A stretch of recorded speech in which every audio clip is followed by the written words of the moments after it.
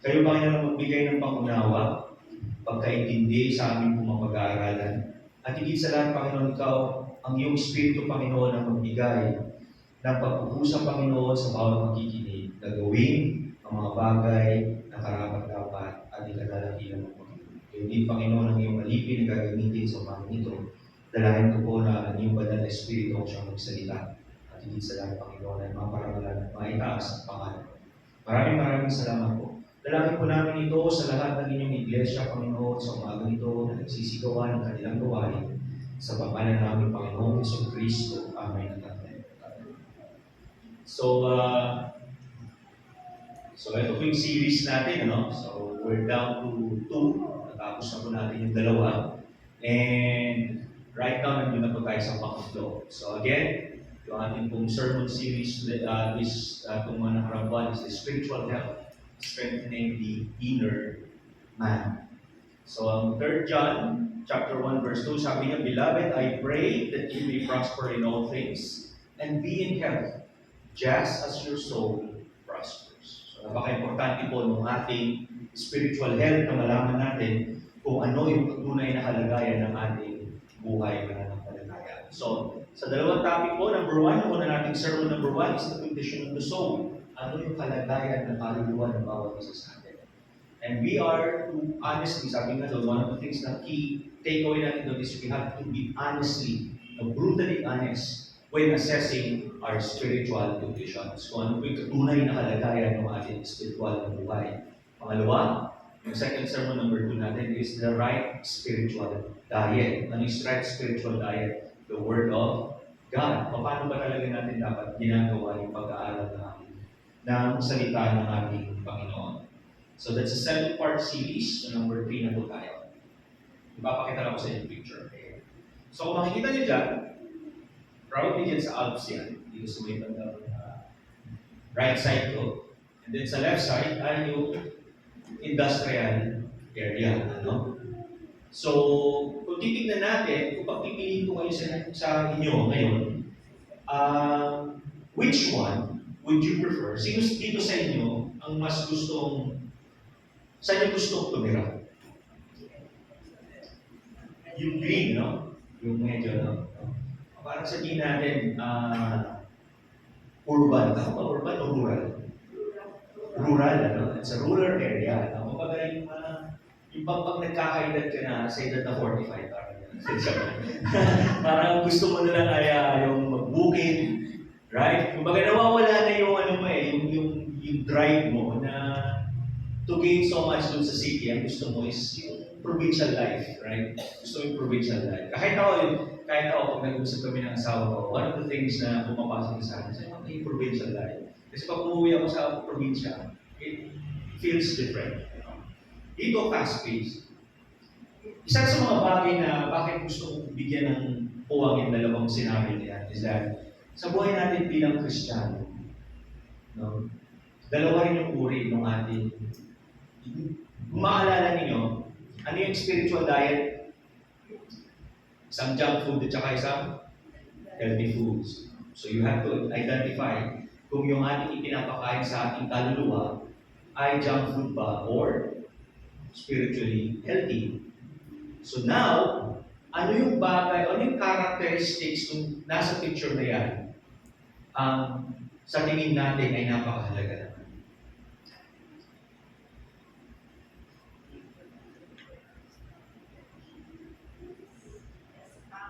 Sa hangin. Very good. Sariwang hangin yung isa ay polluted. So, our topic for today is the breath of the soul. Yung hininga ng ating kaluluwa. Ano yung pagkain ng ating kaluluwa? The Word of God. So ano naman yung hininga ng ating kaluluwa?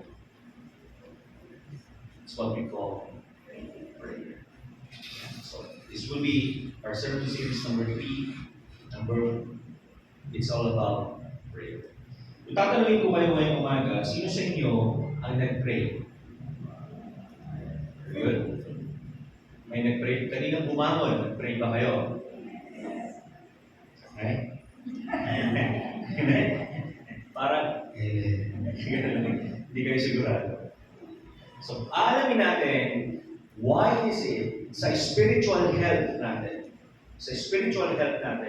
it's very critical pag tinawag natin prayer. Sino dito ang nagpipray bago kumain? Amen? Lahat tayo, di ba? Sino ang nagpipray bago matulog? Tayo. Sino nagpipray pagkagising? Amen? Sino ang nagpipray bago umalis sa bahay? Amen? Right? Ginagawa natin yun on a daily basis. Ginagawa natin yun sometimes even on a particular scenario sa buhay natin. So let's try to look first on the breath of the soul, which is prayer. Ang main verse natin is in 1 Thessalonica chapter 5, verse 17. At sabi niya, this is a very popular verse. Sa Ingles, ang sabi nito?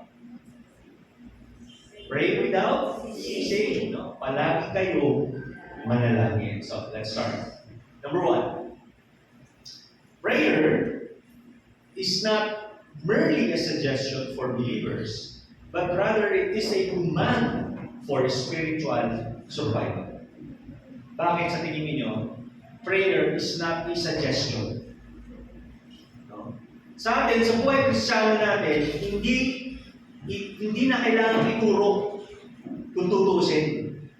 Sa buhay Kristiyano natin, kapag tayo tumanggap sa ating Panginoon bilang ating tagapagligtas at tumakbo tayo sa takbuhin ng isang Kristiyano, yung pananalangin ay hindi isang bagay na itinuturo pa.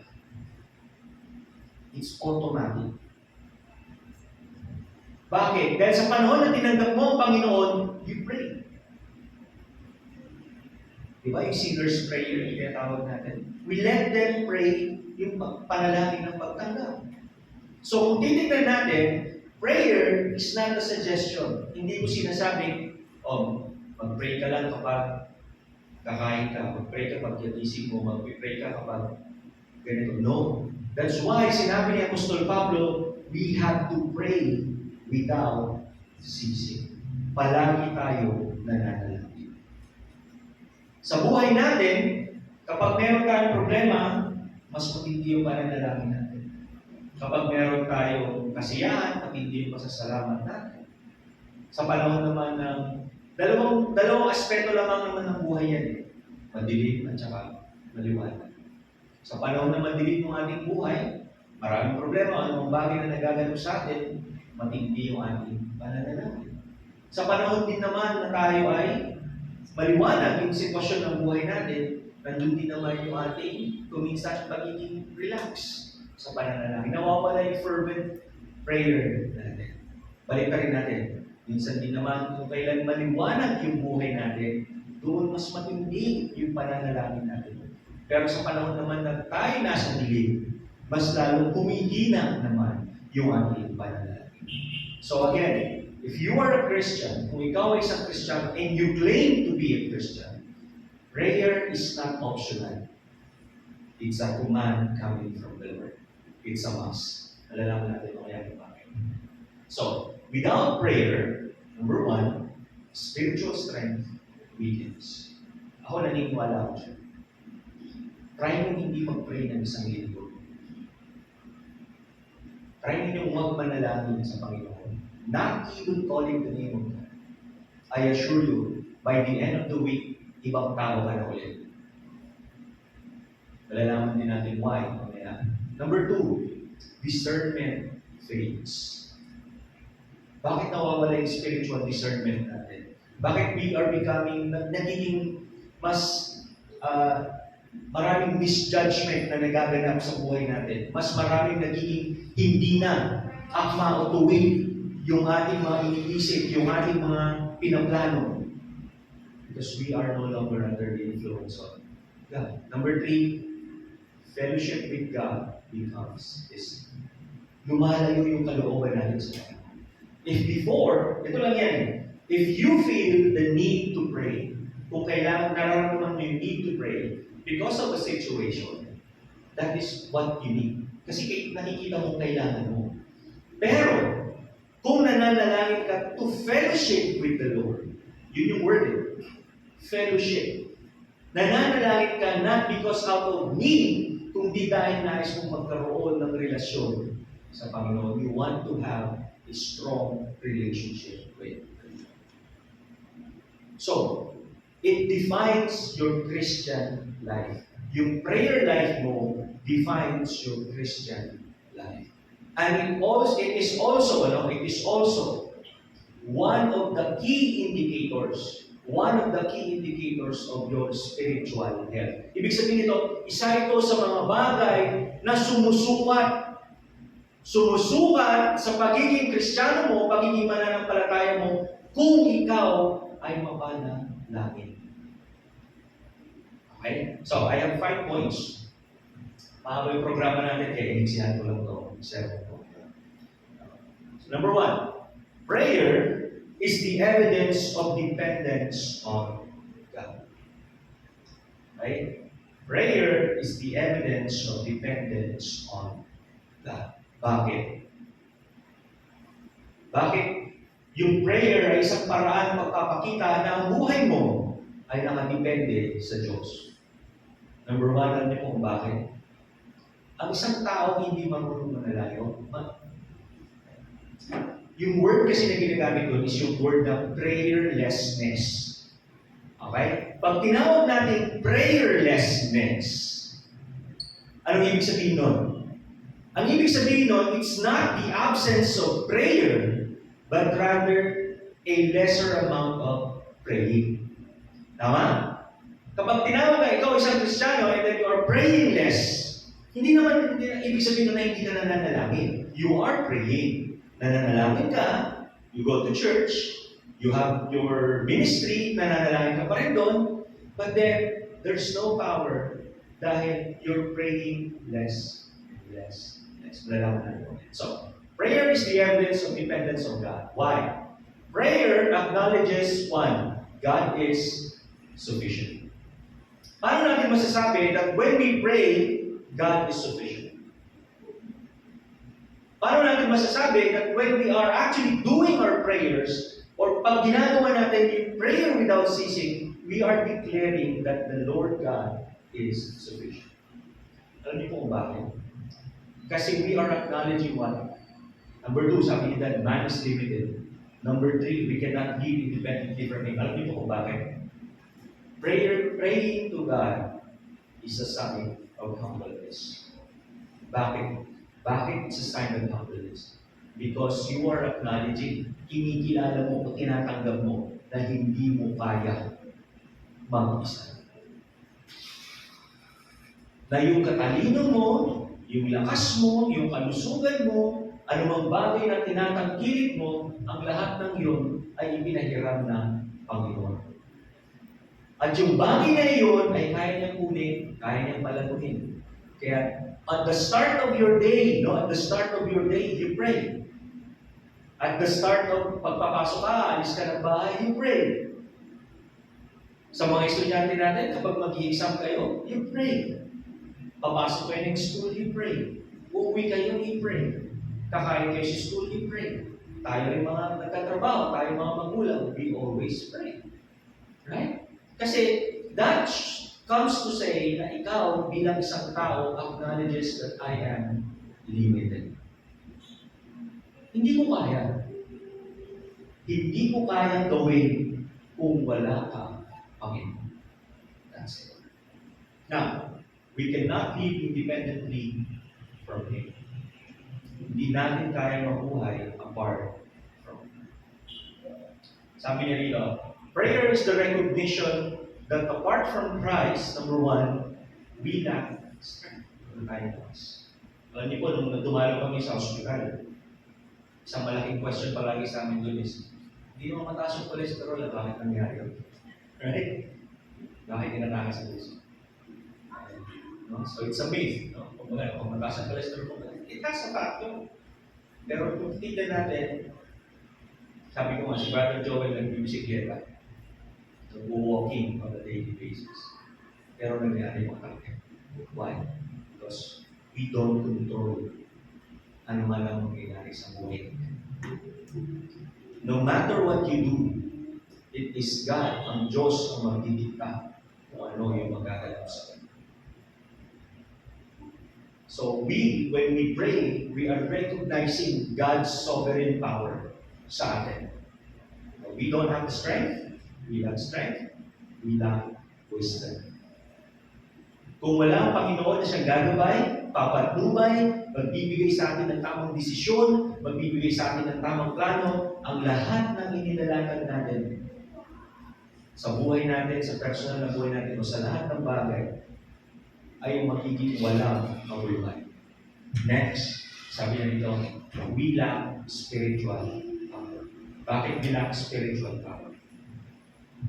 Bakit nangyayari na nawawala yung spiritual power natin sa atin? Your prayer becomes what? Powerless. Meaningless.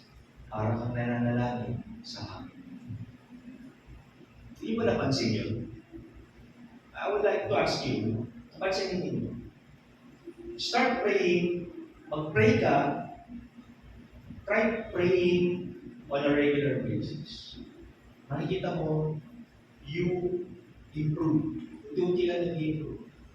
Hanggang sa makikita mo yung sarili mo, you're no longer praying, but rather you're talking. You're communicating. Nakikipag-usap ka na lang sa Diyos. Dati, kung titignan natin, minsan, pag may tatawagin tayo, ano ba, sasabihin ko kay Dwayne, ikaw yung mag-pray. Ang gagawin ni Dwayne, ano ang gagawin ni Dwayne yan? Mostly. Nung wala pang AI, isusulat niya yung prayer. Right? Isusulat niya yung prayer. At habang sinusulat niya yung prayer, memorize niya yan. No? Either memorize niya o may dala siyang audio kapag nag-pray siya. And then, kapag nag-pray siya, babasahin niya yun. Now, my big question is, yung bang pag binasa natin yung prayer, does it have power? None. Right? Wala. Para lang siyang ano? Para lang siya nagsasalita sa hangin. Correct? Now, gagawin ko kay Dwayne is that, Dwayne, sa lahat ng Bible study natin, ikaw yung mag-pray. So every single day, every single Bible studies namin, siya yung nag-pray. At nag-pray. Hindi niya mapapansin, he is learning no longer how to pray, but rather how to communicate sa Panginoon. Kaya kung minsan nahihirapan ang tao mag-pray, alam mo kung bakit?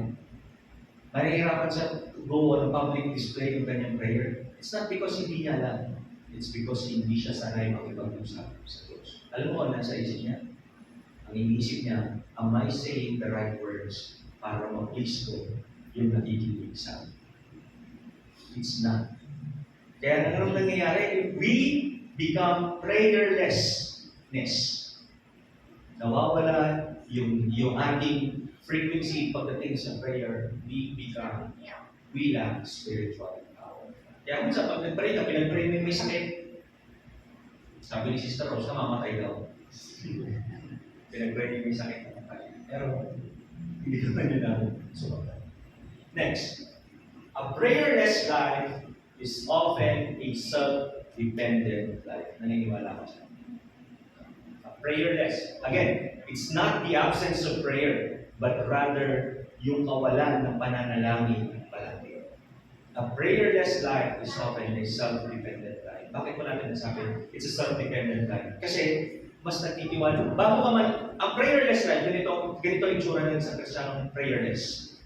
Gagawin niya muna bago siya mananalangin. Didesisyonan niya muna bago siya mananalangin. Kapag yung desisyon niya lumabas ay negatibo, dun siya magiging matindi yung kanyang pananalangin. That's prayerless. Sa atin bilang mga Kristiyano, we pray first before we step. Bago tayo umakbang, mananalangin muna tayo. Okay? Now, here's a challenging question for everyone.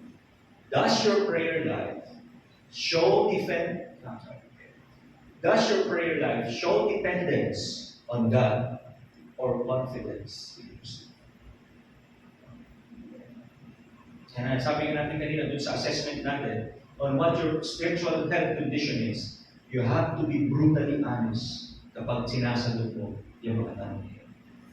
Is my prayer life shows dependence on God or confidence in myself? Okay?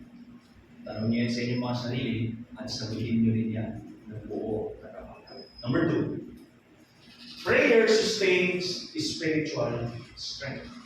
Yan yun ang wala yung ating spiritual strength. Bakit? Again, the word there is yung tinatawag natin na sustain. Napapanatili niya. No? Napapanatili niya. Alam niyo po noon, animator ako. Animator. Back then sa elementary, sumasali ako sa school. Kaya pumunta akong district, saka division, nakikipag, poster slogan. Hindi alam naman ang babae. Pero ganun ako noon. Sumasali ako sa poster slogan contest, elementary, high school. Yung kapatid ko alam niya kasi nakikita niya naka-display yung mga ginagawa ko doon sa school. And, one of the things na pansin ko, during the time na nasa high interest, nasa pinakamataas yung peak ng interest ko is to learn how to draw. Kung paano mo gagawin pag-drawing. Alam mo ninyo kapag may nagpipinta o may wala pang internet na may tutorial sa iyo. Wala pa, di ba? So ang gawa mo doon, kapag mayroong mga pintor na nagpipintura, pinapanood ko sila. Tapos kapag sumali ako sa contest sa iba't ibang school, yung mga katabi ko sa table na magagaling, pag pinapanood ko sila, nakikita ko sila, parang buhay yung kulay nila. Sabi ko, parang buhay yung kulay nila. Habang pinapanood ko sila, ang focus ko doon is paano yung technique na ginagawa nila. So through the years, ano nangyari? So nag-tone down yung aking interest doon sa drawing, sa arts. So ngayon, yung asawa ko, tinigaluhan ko yan ng drawing niya. Bilog ng stickman. Nung natapos yun, nawala na yung interest. Now, when I try to draw, hindi na siya gano'n ka-efficient as before. Hindi na siya gano'n kaganda. Hindi ko nakalimutan pa na yung mga ibang techniques kung paano gagawin. It still has in me, pero dahil walang practice ang nangyari, unti-unti nawawala. Now, it doesn't mean that nawala siya sa akin, but rather it fails. Nawala. It's the same way with our prayer life. Our prayers sustains our spiritual strength. Napapanatili natin yung ating pagiging spiritual, yung lakas ng ating spiritual life if we pray with things. Ito sabi niya. Matthew chapter 26 verse 41, sabi niya, magbantay kayo at manalangin upang huwag kayong madaing ng tukso. Ang espiritu ay nakahanda, ngunit ang laman ay ano ibig sabihin? Sabi niya ang ating Panginoon Jesus, always pray. Bakit mo kailangan manalangin? Because maaari kang madaing ng tukso. Paano ka madadaing ng tukso? Prayer protects the believer from, number 1, temptation. Tukso. Maraming tukso. Alam po niyo yung pinakamalaking tukso ngayon sa isang mananampalataya sa kanyang prayer life? Alam niyo kung ano? Social media. Entertainment. Napakarami na kasi entertainment ngayon. At hindi natin napapansin, akala natin it's not harmful, pero it is becoming harmful. No? Yung mga bata ngayon, pag inalisan mo ng cellphone, galit. Right? Ba na? Pag inalisan mo ng cellphone, inalisan mo ng access, pinatay mo yung wifi, nagagalit. Why? Because rather than, let's say, feeding the Word of God, praying, ang nangyayari, mas gusto na nila yung sa cellphone nila. Sasabihin natin, Pastor, ito ang tanong ko. Paano naman, Pastor, kapag ang pinapanood ko ng mga reels, So, pinapanood ko naman ay tungkol doon about sa Bible. O nagbabasa naman ako tungkol sa Bible. Will you count that as valid? Amen or Amen? Hindi, right? Alam niyo ba kung bakit? Why? I consider it's good for a read. Maganda po ng basa. Pero it doesn't pierce through the soul. And sometimes, ano po ang nangyayari? Kung ano nangyayari, ginagawa iyon ng maraming Kristiyano as a justification na nagawa na nila mag-devotion. Para sa kanila, that's it. Para sa kanila, that's it. Pero asan yung quality time mo sa Panginoon? There's none. Wala. So, ano mangyayari? Ano mangyayari sa'yo? Magiging isa ka sa mga mabababaw na Christian. I assure you, sa dinami-dami ng pinanood mong reach, wala kang natandaan kahit isa. Hindi lamang yun. Iba't ibang klase kayo napapanood. It becomes a good faith. Know your battles. Know your battles. Sabi niya sa pangalawa, spiritual exhaustion. Prayer protects spiritual exhaustion. Kailan nangyayari yung spiritual exhaustion? Kailan nangyayari? Yung tinatawag natin ano yan? Burnout. Napapagod ka. Napapagod ka. You're still doing your ministry. You're still attending church. You're still doing kung ano man yung bagay na ginagawa mo. But what happens is, deep down inside, you feel empty. You feel very empty. Wala kang maramdaman. And so, anong nangyayari sa'yo? Your prayer life becomes lesser and lesser. But you still pray. So, if a believer continues to pray, poprotektahan tayo ng Diyos from spiritual exhaustion. Kaya kung minsan may makikilala kang Kristiyano, nagsasabihin sa iyong Kristiyano, bakit sis hindi ka na nag-church? Bakit sis wala ka na doon sa mga fellowships natin? Ang sagot niya, kasi busy na ako Meron na akong ginagawa. Pagod na ako. You know what? Kapag ganun, what literally happens, is that you are being exhausted. At ang bagay na yun ay unti-unti nagpapalayo sa iyo. Sabi niya dito, vulnerability to sin. Alam po ba ninyo na the lesser you pray, the more yung attack ng kalaban sa iyo. Yung isip mo, nasa puso mo, yung mga plano mo, pansinin mo yun. It is becoming out. Nawawala na siya doon sa alignment ng ating Panginoon. Now, ito sabi niya. Prayer renews what? Spiritual endurance.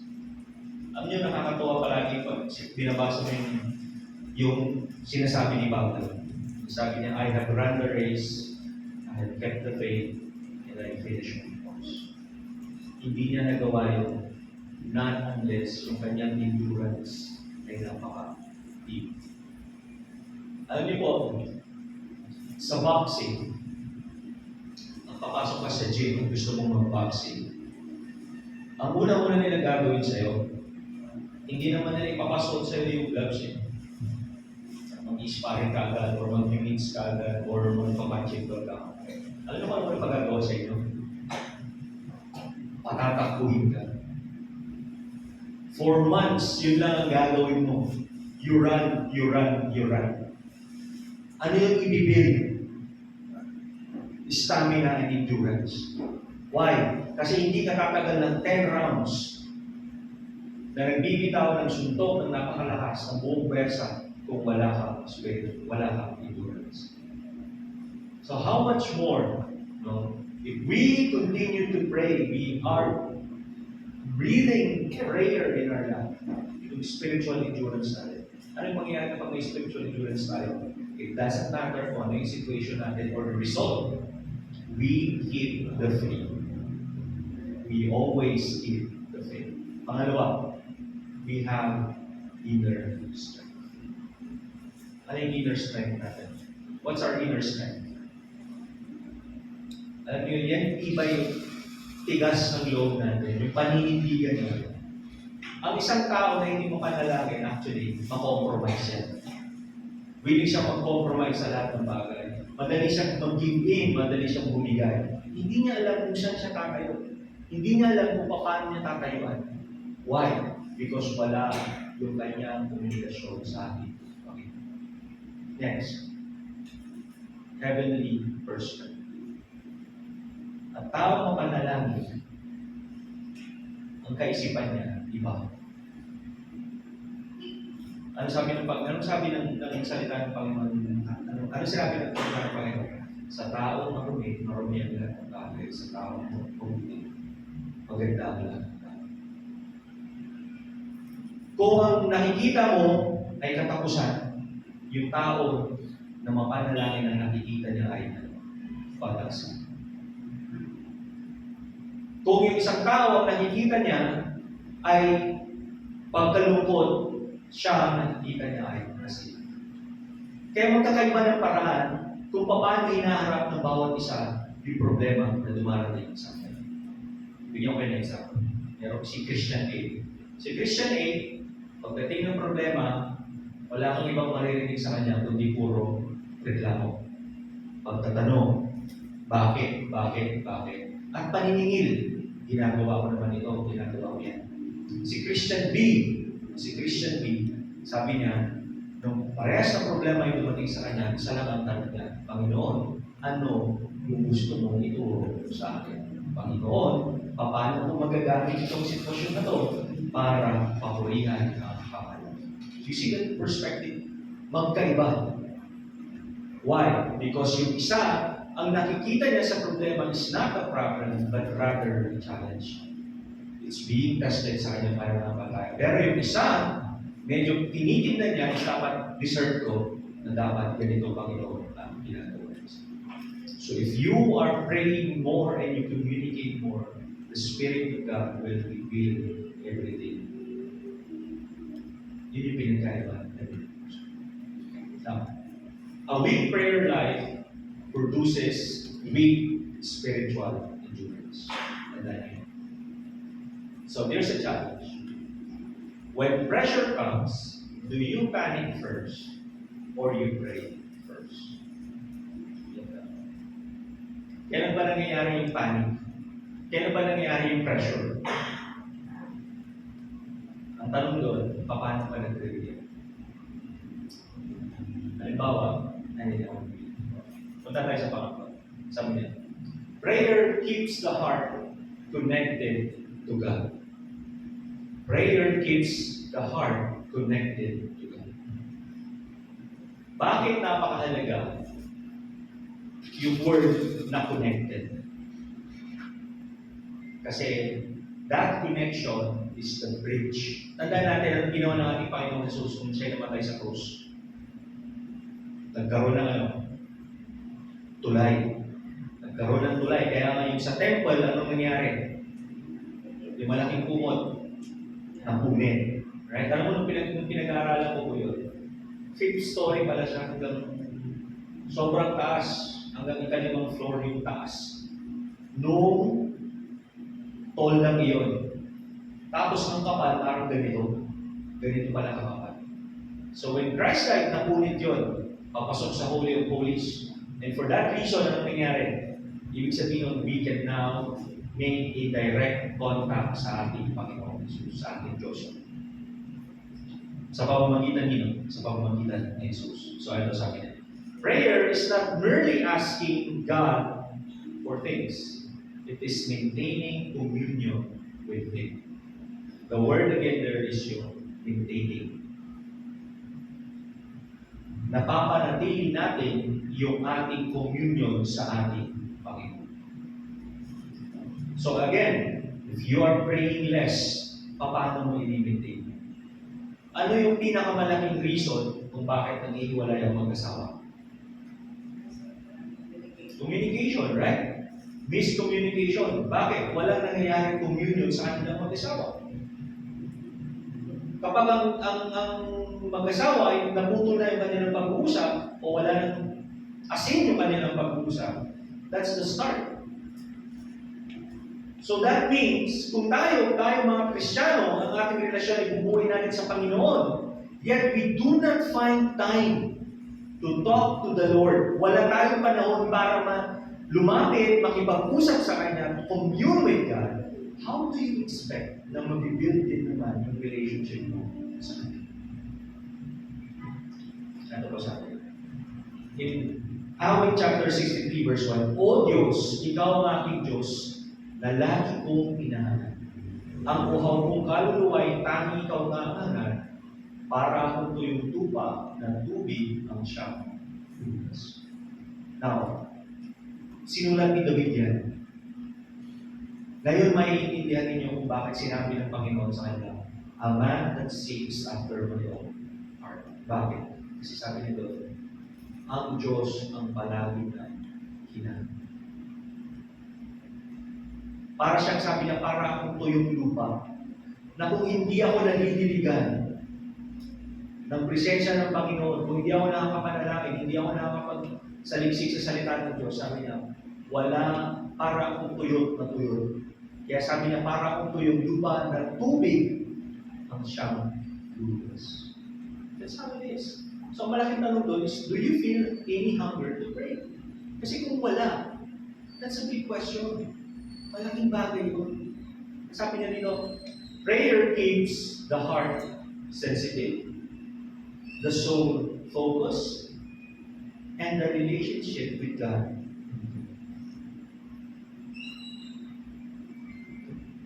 Nagiging sensitibo yung ating puso sa kanyang kalooban. Nagiging laser focus tayo sa kanyang mga nais at hindi sa lahat. Yung relationship natin sa Diyos ay hindi. Minsan kasi we define our relationship with God, dito lang. Pero ang tanong, alam niyo po kung ang pinakamalaking factor na mag-define ang relationship niyo sa Panginoon is your private life. Ang prayer is part of your private life. Walang nakakalam yan kung paano kayo manalangin. Walang nakakalam yan kung ano yung pinapanalangin ninyo. Kung di ang tanging Ama, ang Diyos Ama, ikaw na. Next. Sabi niya sa Marcos chapter 1 verse 35, madaling araw pa bumangon na si Jesus sa isang lugar at nagpunta sa isang lugar kung saan maaari siyang manalangin. Look at that. Si Jesus Christ, napakalaki ng priority niya pagdating sa prayer. Napakalaki ng kanyang inilalaan na oras. Hindi madaling gumising sa madaling araw. Sino gumising dito ng madaling araw? Sino sa inyo dito, maliban na lang kung sanay na, no? Sino dito yung pag ginising ng madaling araw ay hirap na hirap bumangon? Marami, right? And look at Christ. Anong ginawa ni Jesus Christ? Sabi niya, I wake up early in the morning. At hindi lang siya basta bumabangon ng madaling araw. Kung ina-isolate niya yung sarili niya, pumupunta siya sa isang lugar to do one thing na yun, to pray. Sabi niya, prayer is not maintenance of religion. It is maintenance of relationship. Huwag natin ilagay o i-attribute yung pananalangin natin na tayo becoming more religious sa ating pananalangin. No. If you have a solid relationship with God, kung meron ka talaga foundation na kung saan meron kang relasyon na malalim sa Panginoon, prayer, again, is not a problem. Allotting time to pray is not a problem. Here's a challenge. If the Son of God prioritized prayer, how much more should we, as the believers, prioritize prayer? Yan. So sa buhay natin, ito yung tanong ko sa inyo. Gaano kalaki yung priority ngayon sa buhay Kristiyano? Ang pananalangin. Is it optional? Seasonal? Or do you pray non-stop? Next, number 4, lima lang po ito. Prayer aligns the believer with God's will. Yeah. Minsan, gusto natin masunod ang kalooban ng Panginoon. But without prayer, you can never align yourself to Him. Hindi nyo may align yung sarili mo sa Kanya. Why? Number one, true prayer is not about convincing God to follow our will, but what? But it is surrendering ourselves to His. Yan ang panalangin. Bakit? Ito sabi ni Jesus Christ. Sabi niya sa Luke chapter 22 verse 42. Ama, kung maaari po ay ilayo mo sa akin ang kopang ito. Ngunit huwag ang kalooban ko ang masunod, kundi ang kalooban ko. Christ Himself, si Kristo mismo yung nanalangin. At yung panalangin niyang yun, hindi niya, meron siyang saloobin na kanyang sinabi, Lord, ito po yung gusto ko sanang mangyari. But then, by the end of it, ang sabi niya, hindi kung ano yung gusto ko, kundi yung gusto ko. Minsan sa atin, sa pananalangin natin, yung gusto talaga lang natin. Wala yung will ng Panginoon sa buhay natin. Kaya nga, yun yung tinatawag natin na Christianity, ang tawag na ano tawag. Yung pagiging convenient lang. Pagiging convenient lang. Yung form of Christianity natin is more of convenient lang sa atin. If we are pleased, it is positive, it's happy, o kaya yung pabor sa atin, hindi tayo nag-judge, hindi tayo nagbibigyan ng review, pasok tayo doon. Pero kapag dumating na sa point na gano'n, hindi na natin accepted yung Christianity. Kaya sabi niya doon, if we are praying to God, we don't demand. At the end of each prayer, sasabihin natin, Lord, your will, not mine. Yung kalooban mo, hindi sa akin. Alam niyo po ninyo, if you learn to pray like Christ, marami sa mga stress ninyo, problema ninyo, hindi nyo masyadong easy. You will have peace. Bakit? Because you know na yung will ng Panginoon ang siyang nangyayari sa buhay. Less questions. Less concerns. Sabi na dito, prayer reshapes what? Your desire. Nababago. It reshapes your what? Motives. It reshapes what? Your priorities. Yan yung mga magbabago dyan. Yung mga ninanais mo, nagbabago, yung mga motibo mo nakapalitan, at yung priority mo ay nagbabago. That's how prayer works. Kaya nga sabi doon, prayer works when you pray non-stop. You don't cease to pray. Yung communication mo sa Panginoon ay tuloy-tuloy. Unti-unti nakikita mo nag-a-align na. Nag-a-align na yung mga priorities mo, yung mga desire mo. Dati ang desire mo ganito lang. Now yung desire mo, more towards pupunta sa Panginoon. Yung motives mo, dati ganito lang, pero now, yung motibo mo, napapansin mo, it's becoming less of you, it's becoming more of Him. Yung priorities mo dati, optional, nagiging primary. It changes you. Nagbabago yun. Why? Because if you keep on communicating with the Lord, palagi ka nang ipag-usap. Alam niyo ba bakit tayo nalikha? To fellowship with God. Right? Nalikha tayo to fellowship with the Lord. Hindi niya tayo nalikha to become religious. Nilikha niya tayo to have a fellowship with Him. Next, the more we pray, the more we surrender. The more we pray, the more we discern God's will. The more we pray, the more our hearts aligns with Him. Tandaan niyo ulit. The more we pray. Now, prayer does not change situations. It changes the person praying. So this is a challenge. Is your prayer life centered on your will or God's will? Yan ang tanong mo sa akin.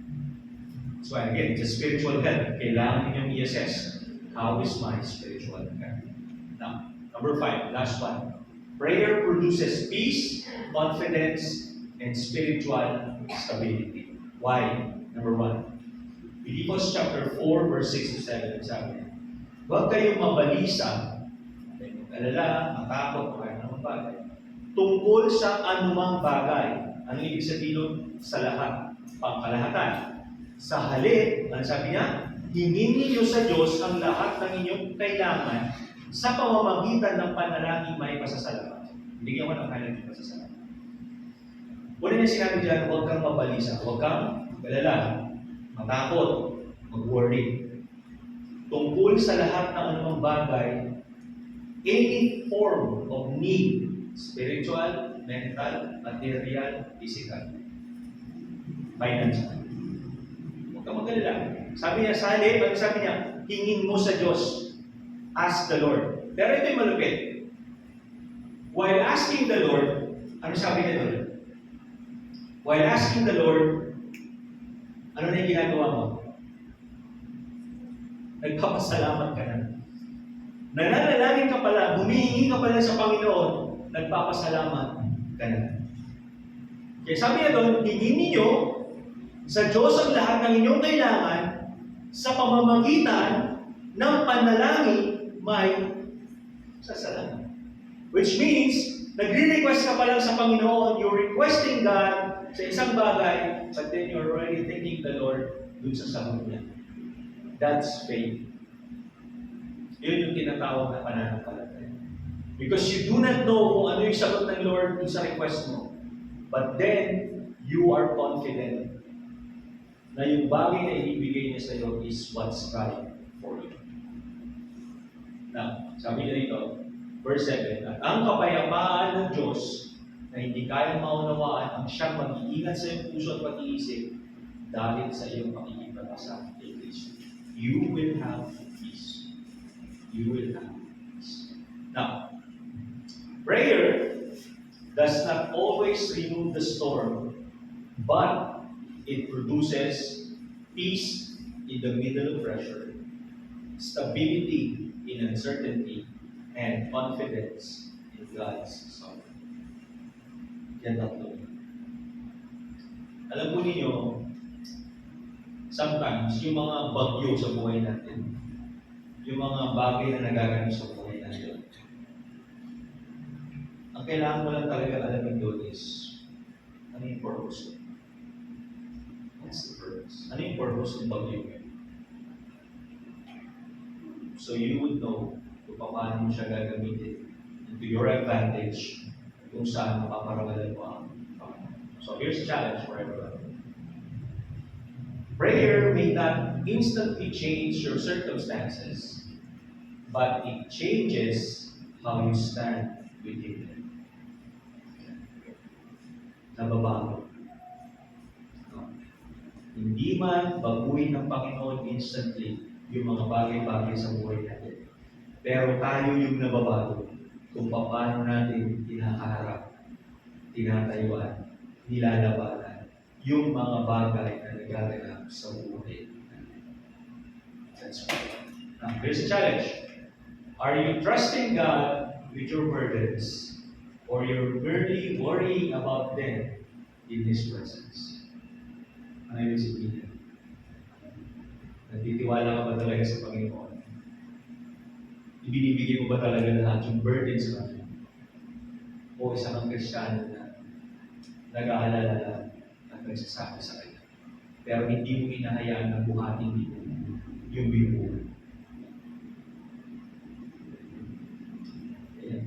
Now, that's the end. So ito yung pauling tanong ko sa bawat isa sa atin on our spiritual life. Is prayer the consistent breath of your soul?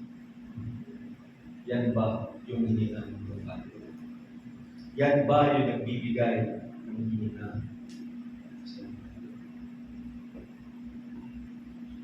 Pag nagsiswimming kami, isa sa mga ginagawa namin challenge ay yung patagalan ng sisi. Patagalan ng sisi. Sa kalaban ko si Mama dyan. Matagal sumisid si Mama. Matagal siya. Kaya kong tumagal. Si Jade kaya, si Anika kaya tumagal ng 5 seconds. Si Jade kaya tumagal 10 seconds. Si Genesis, 15 seconds. Ako kaya tumagal 30 seconds. 30 seconds na yun. Kung minsan, pag nandun ka sa ilalim, di ba, pag nandun ka sa ilalim, halos parang puputok na yung tenga mo. Parang sasabog na yung dibdib mo. Dahil yung inipon mong hangin, ay nailabas mo na. Nailabas mo na. Naihinga mo na. Ano nangyayari sa iyo katawan? Meron kang response flight. Kakabitin mo agad yung sarili mo para umangat at makakuha ng hangin. It's the same with prayer. Alam ko ninyo, para tayo nandun sa swimming. The less you pray, the more na mas lalalim ka, papalalim ng papalalim, papalubog ng papalubog. Until malulog. But, we pray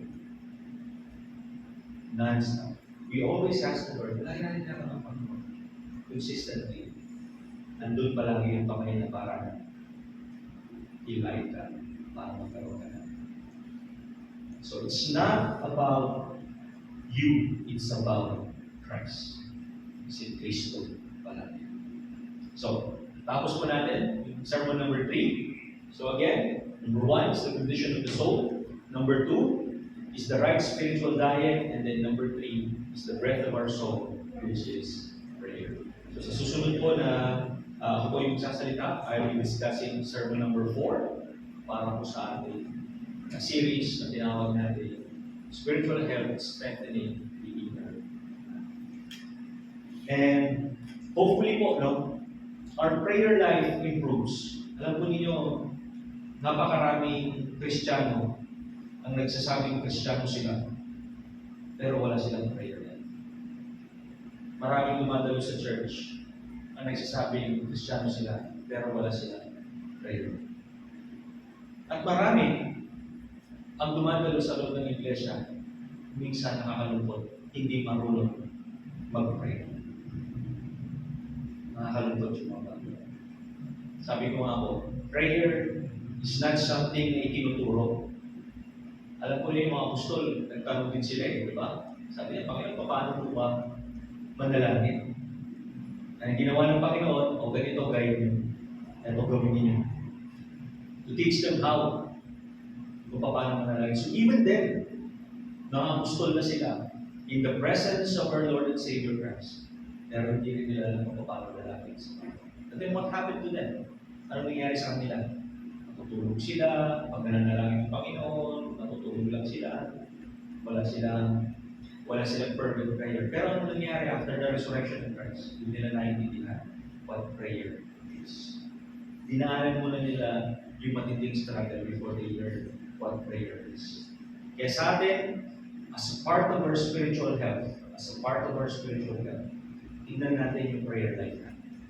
Tingnan natin yung prayer life. Gaano kahalaga yung pananalangin sa mundo. Samahan niyo po sa panalangin. Dakilang Ama na makapangyarihan sa lahat. Maraming salamat o Diyos sa umagang ito.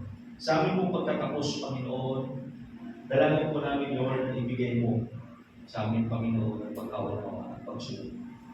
Panginoon, tunay nga na kung hindi kami lalapit sa iyo, hindi kami mananalangin, Panginoon, ay pagpapakita ito o Diyos ng pagmamalaki. Pagpapakita ito, Panginoon, na walang pagpapahalaga sa relasyon na binubuo mo sa krus ng Kalbaryo. Panginoon, dalangin mo po ng bawat isa sa amin, bawat puso, isip ng bawat isa, ay makita ng patuloy na pakikipag-usap sa iyo, patuloy na pakikipag-komunikasyon sa iyo, ay paraan mo, Panginoon, upang aming higit na maunawaan at higit mong ihayag ang iyong sarili sa bawat isa sa amin. Maraming salamat, Lord, sa iyo ang lahat ng kapurihan at sa salamat sa pangalan ni Jesus. Amen and amen.